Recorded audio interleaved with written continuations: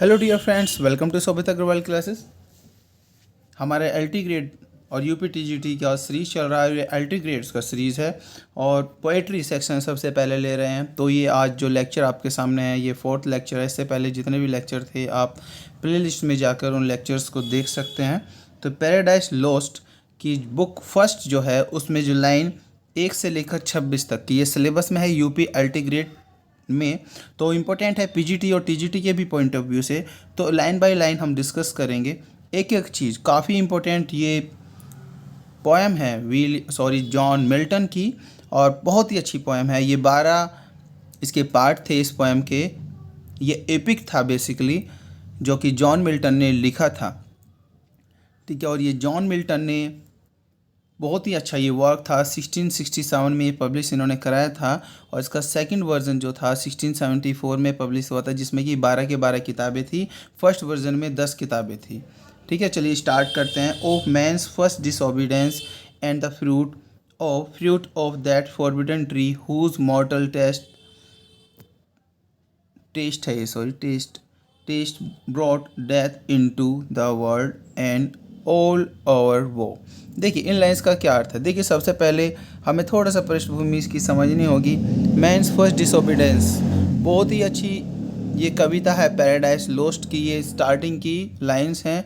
इन lines में Milton दिखाते हैं किस तरीके से मनुष्य ने अवज्ञा की थी ईश्वर के दिए हुए निर्देश की, और जिसके वजह से धरती पर मृत्यु आई, कैओस आया और दुख आया।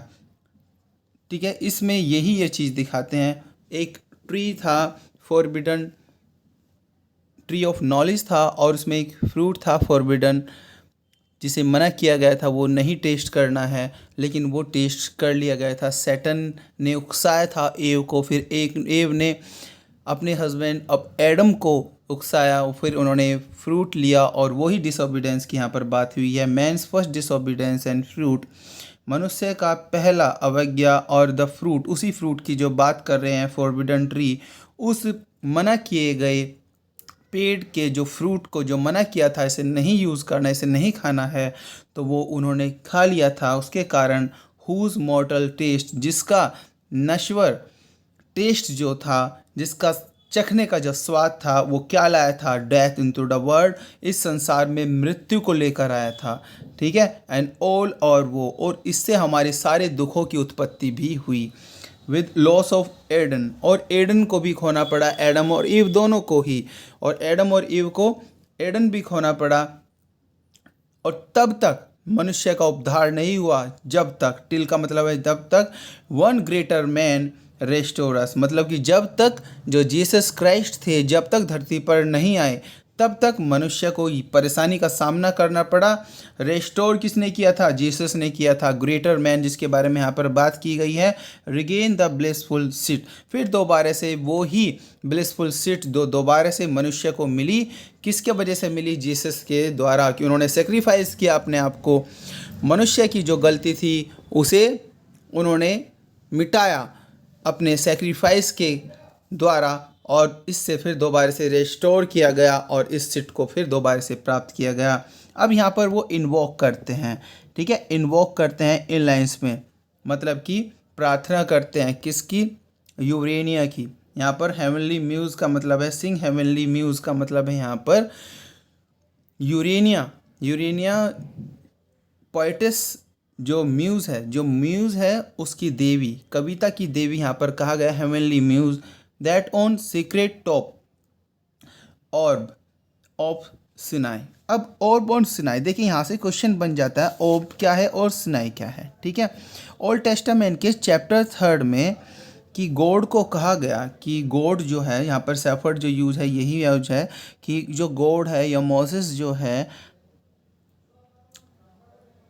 वो ऑर्ब, इस जो माउंटेन है ये ऑर्ब, इसी माउंटेन पर, ठीक है, इसी माउंटेन पर उन्होंने अपने शिष्यों को उपदेश दिए थे। ठीक है, और सिनाई भी सेम ही माउंटेन का यूज़ है ओल्ड टेस्टामेंट में, दोनों एक के लिए ही यूज़ है। यहाँ पर कहा जाता है कि यहाँ पर जो गॉड है, जो शेफर्ड है, यहाँ पर शेफर्ड यूज़ है उस वर्ड का, मोसेस जिसे कहा गया है, उन्होंने इसी सीक्रेट टॉप पर, इसी टॉप पर उन्होंने किसके इंस्पिरेशन से? यूरेनिया के इंस्पिरेशन से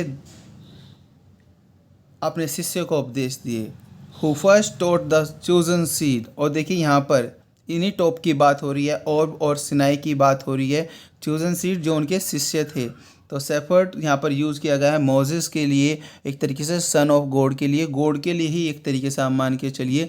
गॉड ने सबसे पहले अपने जो शिष्य थे, है ना, उन्हें उपदेश दिए थे। In the beginning how the heaven and earth rose out chaos. ठीक है, किस तरीके से हेवन और अर्थ केओस से आए, केओस से वापस आए। पहले धरती पर कहा जाता है कि कुछ नहीं था, धरती क्या संसार में, यूनिवर्स में कुछ नहीं था, सिर्फ केओस था, सिर्फ अंधकार था। तो उसी से हेवन और हेल निकल कर आए। ये जो कहानी जो बताई थी शेफर्ड ने, मोसेस ने, जो गॉड ने अपने शिष्यों को बताई थी, उस इंस्पिरेशन कहाँ से मिली थी? माउंटेन पर उन्होंने सुनाई थी, और बहुत सिनाई के माउंटेन पर सुनाई थी। इंस्पिरेशन मिली थी उन्हें यूरेनिया से। तो वो अपने आप को भी इंस्पिरेशन चाह रहा है कि मुझे भी वही इंस्पिरेशन मिले। एंड डिलाइट दी मोर। और यहाँ पर देख लेते हैं डिलाइट दी का यहाँ पर दी होता है तुम यहाँ पर यूरेनिया के लिए यूज़ है।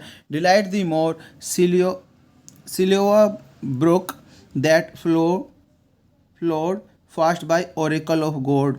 ठीक है, यहाँ पर डिलाइट दी, और तुम्हें इससे खुशी मिलती है। ठीक है, यहाँ पर कह रहे हैं यूरेनिया के लिए यहाँ पर बात हो रही है। और यहाँ पर देखिए सिलोआ ब्रुक का क्या मीन्स है। देखिए एक माउंटेन है, ये एक माउंटेन है, हिल का जो यहाँ पर यूज़ किया हुआ है। एक माउंटेन है यहाँ पर जेरूसलम, जो है जेरूसलम, जहाँ पर जीसस का माना जाता है पैदा हुए थे। जो जेरूसलम है वहाँ पर एक झरना बहता है, उस पर्वत के आसपास झरना बहता है। सिलोआ ब्रुक यहाँ पर उसी के लिए यूज़ किया गया है। And fast by oracle of God. ठीक है, ओरेकल ऑफ गॉड, जहाँ पर भगवान, ओरेकल ऑफ गॉड का भी मीन्स यहाँ पर यही है। ओरेकल ऑफ गॉड का मतलब है यहाँ पर जो टेम्पल ऑफ गॉड है, ईश्वर का जो मंदिर है। ठीक है, सिल्वा ब्रोक का यहाँ पर यूज़ किया गया है। और डिलाइट द मोर, तुम्हें यहाँ पर जो खुशी मिलती है, यूरेनिया को यहाँ पर बात कर रहे हैं, यूरेनिया से रिलेटेड, कि तुम्हें यहाँ पर खुशी मिलती है। कहाँ पर खुशी मिलती है तुम्हें? जहाँ पर यरूशलेम है, उस पर्वत के पास जो झरना बह रहा है, उस जगह तुम्हें खुशी मिलती है। और जहाँ पर ओरेकल ऑफ गॉड, जहाँ पर ईश्वर का मंदिर है, वहाँ पर भी तुम्हें खुशी मिलती है। I thence invoke thy aid to my adventure song. फिर से वो प्रार्थना कर रहा है यूरेनिया से ही, मैं इसीलिए प्रार्थना करता हूँ इन्वोक दाई एड, कि तुम मेरी मदद करो, तुम अपनी जो मेरी मदद करो। माई एडवेंचरस सॉन्ग, जो मैं इस समय गाना गा रहा हूँ, जो इस समय कविता लिख रहा हूँ, मुझे तुम इसमें मदद करो। With no middle flight intent to soar, एक मिडिल फ्लाइट मुझे नहीं चाहिए, मतलब मुझे एक ऐसा काव्य नहीं चाहिए जो मीडियम हो, मुझे एक ऐसा काव्य चाहिए जो हाइट पर हो, बहुत ही ऊंचा हो, है ना। Above the onion mount, onion mount ये ग्रीक वर्ड के से ही लिया गया है। और ये माउंटेन जो है हेलिकन माउंटेन से रिलेटेड है। ग्रीक में ये बहुत ही पवित्र माउंटेन माना जाता है। और अपनी पोएट्री में किसने इसे यूज़ किया है? इसे होमर ने भी यूज़ किया अपनी पोएट्री में, क्योंकि ग्रीक पोएट थे। तो वो कह रहे हैं कि मुझे उससे भी ऊंचा, मतलब कि एक तरीके से वो कहना चाह रहे हैं जो होमर ने वर्क लिखे हैं, मुझे उससे भी ऊपर अपना वर्क ये चाहिए, इतनी मुझे इंस्पिरेशन दो। While it pursues things unattempt yet prose और राइम, मतलब कि ना तो ऐसा वर्क आज तक किसी ने प्रोज में लिखा गया हो, ना ही किसी ने अटेम्प्ट किया हो राइम में, ना ही किसी ने कविता में ऐसा वर्क लिखा गया हो। मुझे एक ऐसी इंस्पिरेशन दो ताकि मैं उस ऑनियन माउंटेन से भी ऊपर जाऊं, और मैं जो ग्रीक के फेमस राइटर होमर है उनसे भी ऊंचा वर्क लिख दूं, उनसे भी बड़ा वर्क लिख दूं। एंड चीफली दाउ, अब यहाँ पर इन्हें भी समझते हैं। चीफली दाउ ओ स्पिरिट, ठीक है, चीफली दाउ स्पिरिट, यहाँ पर यूरेनिया के लिए यहाँ पर यूज़ नहीं है, लेकिन यहाँ पर स्पिरिट जो यूज़ है, ये स्पिरिट है स्पिरिचुअल स्पिरिट, वो स्पिरिट जो गॉड की और उसके बेटे की जो स्पिरिट है उससे यहाँ पर यूज़ किया गया है। चीफली दाउ, मुख्य रूप से तुम, अरे स्पिरिट वो आत्मा, ठीक है, वो आत्मा, होली स्पिरिट यहाँ पर यूज़ है। That thou prefer before all temple in upright heart and pure. और वो स्पिरिट, वो ईश्वर की जो स्पिरिट, जो उसके बेटे की स्पिरिट जो प्रेफर करती है, पसंद करती है किसी भी टेम्पल से ज़्यादा, किस व्यक्ति को पसंद करता है? जिसका हृदय प्योर और हार्ट, जिसका हार्ट जो है, जिसका दिल है वो बिल्कुल प्योर हो। वो कह रहा है जो हॉली स्पिरिट होता है, जो ईश्वर होता है, वो उस लोगों को, वो मंदिर से भी ज़्यादा उन लोगों को ज़्यादा पसंद करता है जिनके दिल बहुत ज़्यादा पवित्र हों। वही कह रहा है कि मेरा भी दिल ऐसा ही पवित्र कर दो। वो इंस्पिरेशन मांग रहा है यूरेनिया से। इंस्ट्रक्ट मी दाउ नोस, और मुझे वो इंस्ट्रक्ट कीजिए, मुझे वो प्रेरणा दीजिए जिसे तुम जानते हो।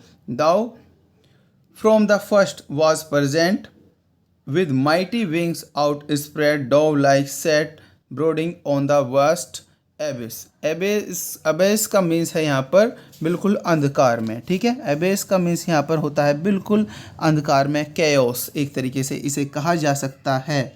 इन लाइन्स को समझते हैं। ये लाइन्स थोड़ी सी सिंबॉलिकल लाइन भी हैं। देखिए यहाँ पर कह रहा है कि thou from the first was present, कि तुम सबसे पहले यहाँ पर उपस्थित थे। कैसे? जैसे कि वो अब यहाँ पर दो यूज़ किया जा रहा है यहाँ पर गॉड के लिए, कि ईश्वर जो है सबसे पहला उपस्थित था जब तक दुनिया बनी भी नहीं थी। किस तरीके से उपस्थित थे वो ईश्वर इस दुनिया में? With mighty wings out spread dove like sat brooding on the vast abyss. जैसे कि डोव जो होता है ना, एक पक्षी होता है, वो एग पर बैठता है और एग पर बैठता है उससे कि बचपन, एक जन्म होता है, बच्चे का जन्म होता है उस एग से, उसे सेकता है एक तरीके से। डॉग जो होता है एक पक्षी, इसी तरीके से ईश्वर भी, या कैओस, एक तरीके से कैओस को कहा गया है अंडे के रूप में और ईश्वर को कहा गया है डोव के रूप में। कि जिस तरीके से जब कैओस था उसे ईश्वर ने अपने अंडर रखा और क्या हुआ, एक क्या जन्म हुआ उससे जन्म क्या हुआ, उससे जन्म क्या हुआ? जन्म हुआ था यूनिवर्स का। तो इन लाइन्स में यही अर्थ वो कहना चाह रहा है, thou from the first was present, तुम सबसे पहले यहाँ पर उपस्थित थे अरे ईश्वर। With mighty wings out spread dove like sat brooding on the vast abyss and mad'st it pregnant. जैसे कि डॉव जो होता है ना, वो बच्चा पैदा करता है एग को सेक कर, इसी तरीके से ईश्वर ने भी इस यूनिवर्स को, इस कैओस को सेक कर यूनिवर्स बनाया। ठीक है। वाट इन मी इज डार्क एलिमेंट, कि जो मेरे अंदर अंधकार में है उसे प्रकाश में बनाओ। अरे यूरेनिया, अरे काव्य की देवी। What is low and raise support, जो भी मेरे अंदर नीचा है उसे ऊपर उठाओ और मुझे सपोर्ट दीजिए। That to height of great argument, ठीक है। अब सबसे ऊंचाई मुझे चाहिए, बहुत ऊंचाई, ठीक है। मुझे अपने वर्क में आर्ग्यूमेंट भी चाहिए और हाइट चाहिए, और मुझे ऊंचाई चाहिए कि मैं कोई भी तुच्छ वर्क ना लिखूं, ना ही मीडियम वर्क लिखूं, मुझे हाई वर्क चाहिए। I may assert eternal providence justify the ways of God to man. और देखिए बहुत ही अच्छी लाइन है कि वो कह रहा है एटर्नल प्रोविडेंस का मतलब होता है गॉड की जो वाइस गवर्नमेंट है, ठीक है, इस संसार की जो वाइस गवर्नमेंट है गॉड की, वो उसे असर्ट करता है, उसे वो मानता है और उसके ही उपदेश वो जनता में देगा। And justifies the ways of God to man, और मैं जस्टिफाई करूँगा, मैं अपने काव्य में दिखाऊंगा ways of God to man, रास्ता ईश्वर का मनुष्य को मैं रास्ता दिखाऊंगा। तो ये वर्क जो है बहुत ही अच्छा फेमस है। मैंने कोशिश किया लाइन बाय लाइन आपको अच्छे से इसे एक्सप्लेन करूं।